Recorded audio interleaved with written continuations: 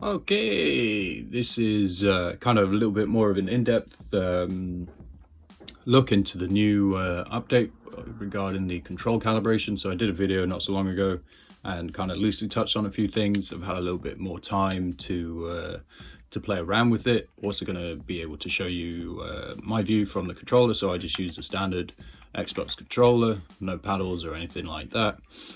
So to get to this, you go into options, control configuration, and then over to calibration. Inside calibration, of course, you can change all your individual inputs: rider weight, clutch, rear brake, front brake, accelerate, and steering. So how it all works: dead zone is essentially the amount of delay before your minimum input is put in. So essentially, if you were to increase this all the way up to 50 and go over to your in-game calibration. So of course you can preview every change that you make, and essentially you see starting to go across, and there it starts to engage. So that's quite a big amount of dead zone before anything gets in. So yeah, I mean, play around with that at your own will. Linearity, of course, is how long, it's your sensitivity. So with linearity, you need to sort of consider what type of gamer you are. If you're someone with lightning quick reactions and you tend to play your first person shooters on like the higher sensitivity settings, then you're probably going to benefit from lowering this, which of course will mean that you can see that just the slightest of touch and already it's sort of going up halfway. So it's really about how quickly the input is acknowledged. And then if you are more of a sort of controlled and smooth with your button inputs type of gamer, then you're going to benefit from increasing this linearity. So if we take this all the way up to 200, and I can show you exactly what that does. And so there, yeah, so it's a little bit less, just a lot more easier to control it in that sense, I guess. So yeah, that's linearity. And then saturation is essentially will reduce how much you press the button down for it to reach maximum. So we take this all the way up to 200%. I'll show you exactly what I mean. You can see the graph is moving over that little green line. And yeah, let's have a little look at that. So steering. So usually that would be your full input. As I start to reduce that, there we go. So it's not quite all the way over, but it's still registering as full.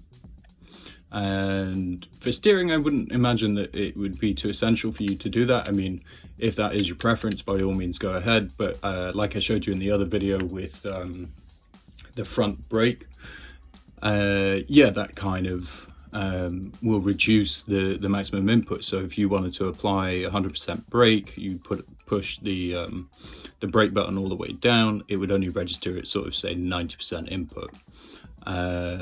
Yeah, and then filter pressure and filter release are essentially delays applied to your initial input and the release of the button. So when you press the button down, is there a short pause in time between kind of how quickly that's done, and when you release it, the same version. So that's your pressure and release.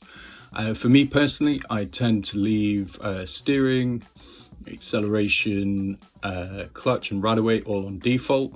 I'm finding that increasing the linearity up to 180% is more for my desired taste in terms of with the front brake. Just feel like this gives me a little bit more control over braking and keeps it steady while still keeping 100% of the button input around. And then rear brake, I bring the saturation of that down to about 85%. And that's just because I don't want the rear brake all the way pressed in, causing a lockup of the rear wheel. And yeah, that's pretty much all I've changed as it is. I did play around a little bit with saturation and dead zones, but honestly this was kind of what I felt the most comfortable with. And I guess that's the most important thing of this video. sorry, of this video, of the update, is that we, yeah, I mean, I have to take my hat off to Milestone. This has been a very good and positive update. They surprised me with it. I wasn't expecting it to be this in depth, and it's essentially given everyone an equal platform to be as individual as they want, and you got to give credit where it's due. Good job to Milestone on this. Sounds like there's a lot more things coming in the future, which is always positive. And yeah, kind of again, interested to hear what you guys have to say about it.